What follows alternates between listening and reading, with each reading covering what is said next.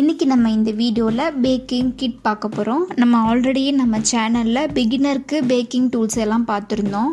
So அதோட கண்டினியூவாக தான் நான் செகண்ட் வீடியோ வந்து அப்லோட் பண்ணியிருக்கேன். இப்போ ஒன்றுன்னா என்ன கிட் வந்து பேக்கிங்க்கு இம்பார்ட்டன்ட்னு சொல்லி பார்க்கலாம். பேக்கிங்க்கு ரொம்ப இம்பார்ட்டன்ட் வெயிட் மிஷின். இதை நம்ம யூஸ் பண்ணி எல்லா இன்க்ரீடியண்ட்டுடைய குவான்டிட்டியும் வந்து நம்ம இதுலேயே வந்து அளந்து எடுத்துக்கலாம். இந்த மிஷின் வந்து நான் டிஜிட்டலில் வாங்கியிருக்கேன். எனக்கு இது தான் கிடச்சிது. நம்ம இதில் வந்து பேட்ரி போட்டுட்டு இதை நம்ம வெயிட் வந்து மெஷர் பண்ணிக்கலாம். இப்போ நான் இதை ஓப்பன் பண்ணி காட்டுறேன் பாருங்கள். இது ரொம்ப சின்ன சைஸ் தான். இது 5 கிலோ வரைக்குமே நம்ம வெயிட் வந்து மெஷர் பண்ணிக்கலாம். இதில் பின்னாடி இந்த மாதிரி 2 பேட்ரி போடுற மாதிரி ஆப்ஷன் கொடுத்துருக்காங்க. இப்போ இந்த வெயிட் மிஷினை எப்படி ஆப்ரேட் பண்ணணும்னு சொல்கிறேன் பாருங்கள். இப்போ வெயிட் மிஷினை ஆன் பண்ணிவிட்டு இதுக்கு மேலே ஒரு பவுல் வச்சிடணும். இந்த வெயிட் மிஷினுடைய 3rd பட்டனில் வந்து டேர்ன்ற ஒரு ஆப்ஷன் இருக்கும். அதை கிளிக் பண்ணிட்டோம் அப்படின்னா அந்த பவுலுடைய வெயிட் வந்து 0க்கு கன்வெர்ட் ஆகிடும்.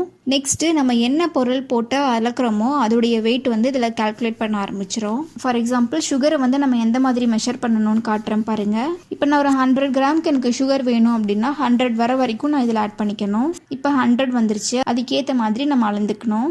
பேக்கிங்கில் வந்து கேக்ஸ் எல்லாம் பண்ணுறதுக்கு ரொம்ப இம்பார்ட்டன்ட் வந்து அதோட மெஷர்மெண்ட்ஸ் தான், அதோட குவான்டிட்டி தான். ஸோ நம்ம எந்த அளவுக்கு கரெக்டாக போடுறோமோ அந்த அளவுக்கு நமக்கு நல்லா ஸ்பாஞ்சியாக கிடைக்கும். நெக்ஸ்ட் கிட் பார்த்திங்கன்னா ஒரு மிக்சிங் பவுல் தான். இது வந்து ட்ரியோ பிராண்டுடைய ஒரு கிளாஸ் பவுல். இது எனக்கு ரொம்ப பிடிச்சிருந்தது. இது நல்லா ஹெவி வெயிட்டாகவும் இருந்தது.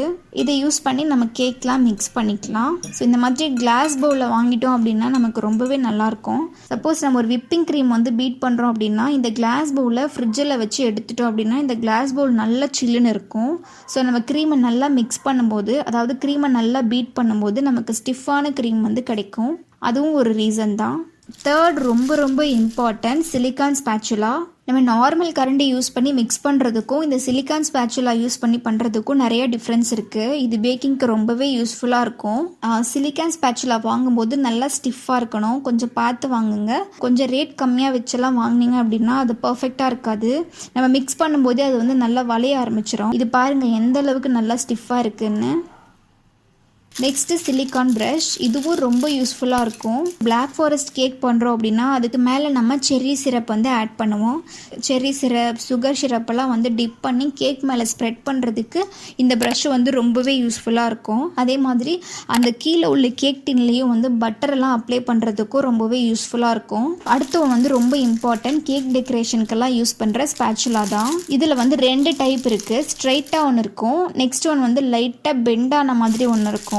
ரெண்டுமே வந்து ரொம்பவே யூஸ் தான். இது வந்து செரட்டட் நைஃப். கேக் வந்து கட் பண்ணுறதுக்கு நம்ம யூஸ் பண்ணிக்கலாம்.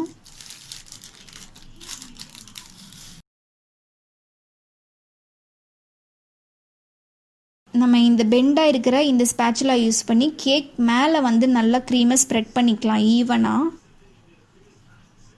இந்த ஸ்ட்ரைட்டாக இருக்கிறது வந்து கேக்குடைய சைட் பார்ட்ஸில் வந்து நம்ம கேக் க்ரீமை அப்ளை பண்ணுறதுக்கு யூஸ்ஃபுல்லாக இருக்கும். நான் இனி வர வீடியோஸ்லலாம் வந்து கேக் டெக்கரேஷன்ஸ் எல்லாம் எப்படி பண்ணணும் அப்படின்னு சொல்லியெல்லாம் உங்களுக்கு நிறைய டிப்ஸ் அண்ட் ட்ரிக்ஸ் எல்லாம் சொல்லுவேன். அதில் நீங்கள் பார்க்கும்போது புரியும் நல்லாவே. கிட்டத்தட்ட ரொம்ப மாதிரி இருக்கும் இந்த கத்தி. நம்ம நார்மலாக கத்தியில் வந்து கேக் கட் பண்ணுறதுக்கும் இந்த செரட்டட் நைஃப் யூஸ் பண்ணி கட் பண்ணுறதுக்கும் நிறைய டிஃப்ரென்ஸ் இருக்குது. நம்ம நார்மல் கத்தி வச்சு கட் பண்ணும்போது அந்த கேக் வந்து சரியாக கட் பண்ண வராது. பட் இது செரட்டட் நைஃப் யூஸ் பண்ணி பண்ணும்போது நம்ம கேக் வந்து நல்லா ஈவனாக கட் பண்ணிக்கலாம். அடுத்து ஒன் வந்து குக்கீஸ் கட்டர். இதை யூஸ் பண்ணி நம்ம பிஸ்கெட்ஸ் எல்லாம் பண்ணும்போது அழகழகான டிசைன்ஸில் வந்து நம்ம கட் பண்ணிக்கலாம். நம்ம ரவுண்ட் ஷேப் வந்து நார்மலாக சின்னதாக ஒரு ரவுண்ட் கிளாஸ் வச்சு கட் பண்ணிக்கலாம். ஆனால் இந்த மாதிரி ஹார்ட்டின் ஷேப், ஃப்ளார் ஷேப், அப்புறம் வந்து ஸ்டார் ஷேப் இதெல்லாம் வந்து கட் பண்ணுறதுக்கு இந்த மாதிரி சின்னதாக அழகாக குக்கீஸ் கட்டர் இருந்தால் யூஸ்ஃபுல்லாக இருக்கும். இந்த மாதிரி ஸ்டார் கட்டர்லாம் எடுத்து பிஸ்கெட்லாம் பண்ணும்போது அழகாக இப்படி வச்சு கட் பண்ணோன்னா அழகாக இருக்கும். ஸோ அந்த ரீசனுக்காக தான் இந்த குக்கீஸ் கட்டர். இதுவும் ஒரு ரொம்ப யூஸ்ஃபுல்லான கிட் தான். இது ரொம்ப இம்பார்ட்டன்ட் நாசில்ஸ். கேக் டெக்கரேஷனுக்கு நாசில் ரொம்பவே தேவைப்படும். நான் ஆல்ரெடி நம்ம ப்ரீவியஸ் வீடியோவில் வந்து 2 ஸ்டார் நாசில் மட்டும் காமிச்சு கொடுத்துருந்தேன். இது வந்து அதை விட கொஞ்சம் பெரிய நாசில். நம்ம ரோஸ் ஃப்ளவர்ஸ் எல்லாம் வந்து இந்த நாசில் யூஸ் பண்ணிக்கலாம். இது பெரிய வெர்ஷன். இது வந்து அதோட குட்டி வெர்ஷன். நெக்ஸ்ட் இது வந்து பேஸ்கெட் மாதிரி கேக்கில் டெக்கரேட் பண்ணுறதுக்கு இந்த நாசல் யூஸ் பண்ணிக்கலாம். இது வந்து ஸ்ட்ரெயிட்டாக கோடு போடுறதுக்கும் பேஸ்கெட் மாதிரி பண்ணுறதுக்கும் இந்த நாசல் யூஸ் பண்ணிக்கலாம். ரோஸ் எல்லாம் நம்ம பண்ணும்போது இது ரொம்பவே யூஸ்ஃபுல்லாக இருக்கும்.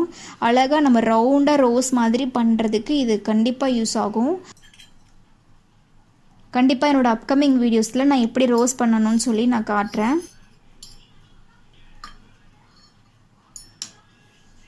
அடுத்து ரொம்ப யூஸ்ஃபுல்லாக இருக்கிறது வந்து பைப்பிங் பேக் தான். எல்லா டைமுமே வந்து நம்ம ஹோம்மேட் பைப்பிங் பேக் வந்து நான் யூஸ் பண்ண முடியாது. ஸோ இதை டக்குன்னு நம்ம எடுத்து க்ரீமை ஃபில் பண்ணி போடுறதுக்கு இது யூஸ்ஃபுல்லாக இருக்குன்ற ரீசனுக்காக இந்த கிட்டு இருந்துச்சு அப்படின்னா நம்ம ரொம்ப பர்ஃபெக்டான டெக்கரேஷன்ஸ்லாம் பண்ணிக்கலாம். அடுத்த ஒன் வந்து மெஷரிங் ஜார். லிட்டர்லேருந்து கிராம்ஸ்லேருந்து எல்லா மெஷர்மெண்ட்ஸும் நம்ம இதுலேயே கூட பண்ணிக்கலாம். இதுவும் ரொம்ப யூஸ்ஃபுல்லாக இருக்கும்.